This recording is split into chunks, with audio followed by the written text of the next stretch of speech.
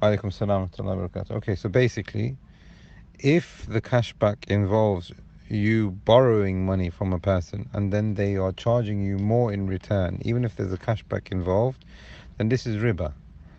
So say for example, I buy an item from you for 100 rupees. I buy a phone and it costs 100 rupees. But I don't have the money now, so I'm going to pay you in installments. Okay? After 6 months, I've made 6 installments, which is 60 rupees. After 6 months, they say you've been a very good customer, so we'll give you 20 rupees discount, cashback. So now you only need to give us 20 more rupees. It was 100, we give you 20 cashback, now it's 80. Now you only need to give us 20 more rupees. Okay, that's good. But then when you get to the 80 rupees, when you pay them the full amount, after 8 months or whatever it is, you pay them 80 rupees. They say, okay, well, there's a final payment that you need to make of 10 rupees or 20 rupees or 40 rupees, something like that. This kind of transaction, it needs to be investigated, but this is just an example. This kind of transaction could involve riba.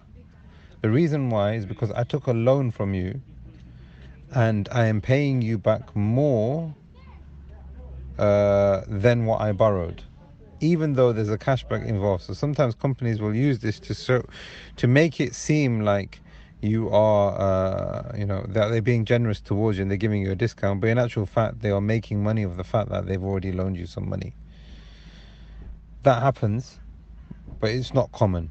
Usually, cashback, the purpose of it is to incite the customer to shop with that vendor and that seller. So they say the product costs 100.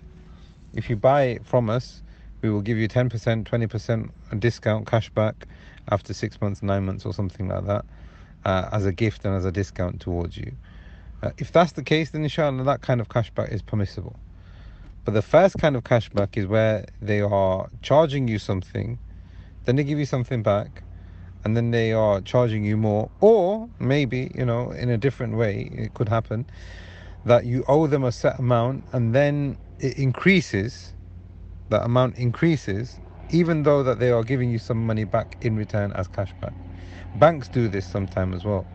So if you take a loan out, they will charge you more because that's what they do, it's riba. So they say you borrow 1,000, they will charge you, I don't know, at 5% or 10% or something like that. So you have to pay back 1,100, let's say. But then they will say, we will give you gifts and we'll give you cash back and we'll give you all these things. But in actual fact, they've still sold you money for money.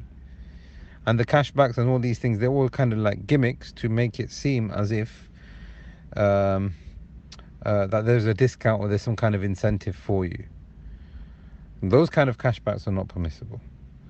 So hopefully, again, like I said, when it comes to financial transactions, a person must be very, very careful and must get everything reviewed, but just so that we can have some kind of understanding as to where Islamic finance is and how it works, these are the two typical scenarios of cashback. There could be others as well that I've not come across, but if they are, like I said, if they are making money off money, then that's riba. But if they're discounting you money, then that's, like the ulama say, that's the opposite of riba. And that's permissible, inshallah. Barakallah fiki. Assalamu alaikum wa rahmatullah.